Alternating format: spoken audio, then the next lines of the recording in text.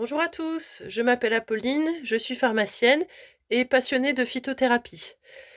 Je m'intéresse plus particulièrement à la médecine traditionnelle européenne, celle qui repose sur les plantes médicinales de nos régions. J'ai créé à cet effet la page Facebook L'Officine d'Apolline, sur laquelle je vous transmets ma passion au travers de photos, de vidéos et de petites recettes. Le but étant de réapprendre aux gens à se soigner naturellement avec les plantes qui les entourent. Alors, l'idée n'est pas, bien sûr de guérir le cancer ou, de traiter un diabète, mais plutôt de réapprendre des petits gestes, traditionnels afin de guérir les petits maux du quotidien comme des blessures, des piqûres, des brûlures, les maux de gorge, les maux de l'hiver et cetera. J'anime également les comptes de l'apothicaire qui visent, en fait à installer des ateliers dans certains lieux et magasins. Et donc au cours de ces ateliers, on apprend à transformer les plantes en remèdes traditionnels tels que des onguents, des sirops, des tisanes, des teintures mères. Aujourd'hui, je vais vous parler pour cet atelier un peu nature d'une plante que vous connaissez sûrement déjà. C'est l'ortie, Urtica urens ou Urtica dioica, puisqu'il existe deux sortes d'orties par chez nous. Avant de commencer l'aspect purement pratique, je vais vous rappeler ses caractéristiques botaniques afin de l'identifier en toute sécurité. Alors, donc, l'ortie se caractérise par une tige à section carrée, c'est-à-dire que lorsque vous la coupez, alors ça se voit pas bien à la vidéo, mais la section de la tige est tout à fait carrée. Et les feuilles sont opposées deux à deux, donc elles sont toujours insérées deux par deux sur la tige. Et à l'endroit de l'insertion, vous retrouvez ce qu'on appelle des stipules, ce sont les petites languettes que vous voyez là. Et bien sûr, on peut facilement voir à l'œil nu les poils urticants qui contiennent notamment de l'acide formique, c'est celui des fourmis.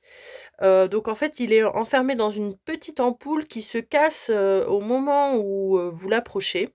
Mais si vous le prenez dans le bon sens, voilà, vous pouvez la caresser et ça ne pique pas. Donc, c'est comme ça qu'on peut d'ailleurs la manger crue. En l'ayant coupée en très très fins morceaux, on casse tous les petits poils et on peut la manger telle quelle.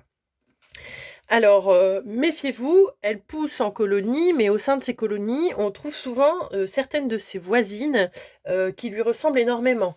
Par exemple, l'ortie jaune, donc qui a elle aussi des feuilles opposées, dentées et une tige carrée, mais elle fait des grosses fleurs jaunes, que vous ne trouverez jamais sur une ortie.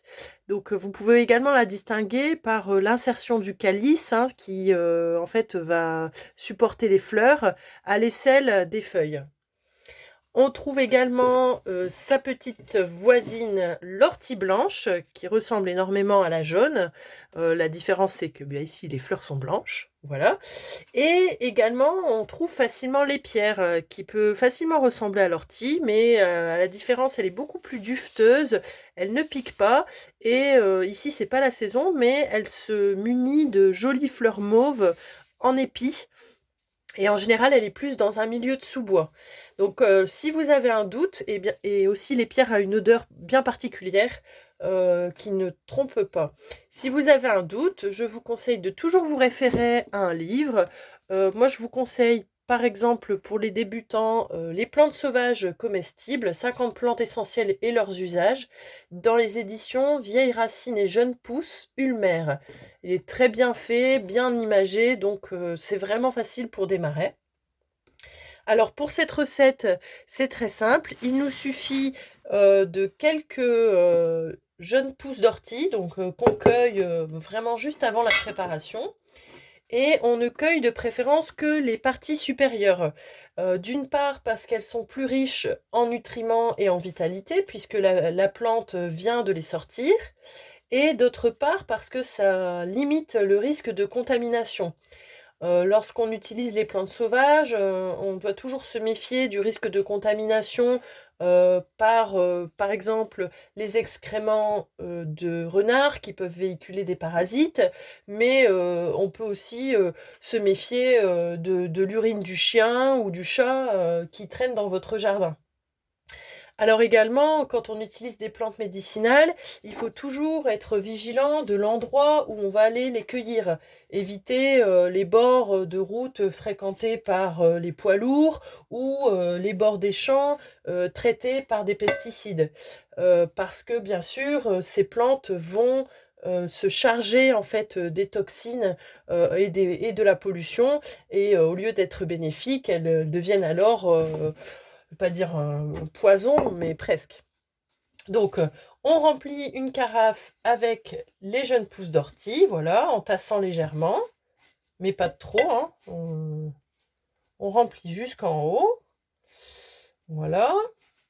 Et si on le souhaite, on peut ajouter quelques fruits rouges, ou moi j'ai choisi de mettre quelques morceaux d'orange afin de parfumer notre macération agréablement. Voilà, il suffit ensuite de recouvrir avec de l'eau fraîche jusqu'à ce que la totalité des plantes soit recouverte, et on couvre. Donc moi j'ai utilisé simplement une cafetière à piston, et voilà. Donc il suffit maintenant de laisser l'ensemble de la préparation macérer pendant environ 12 heures à température ambiante, afin que l'eau puisse extraire les molécules qui nous intéressent de l'ortie. Ensuite, il suffit de filtrer et de boire dans les heures qui suivent. Ne laissez pas la macération se prolonger au-delà de 12 heures, parce qu'alors vous entrez dans la fabrication du purin d'ortie. C'est très intéressant au potager, mais pas forcément agréable en goût. Donc l'intérêt de cette préparation, c'est qu'elle va en fait avoir une action drainante. L'ortie est une plante détoxifiante, notamment par sa teneur en chlorophylle. Donc elle va permettre d'évacuer les toxines.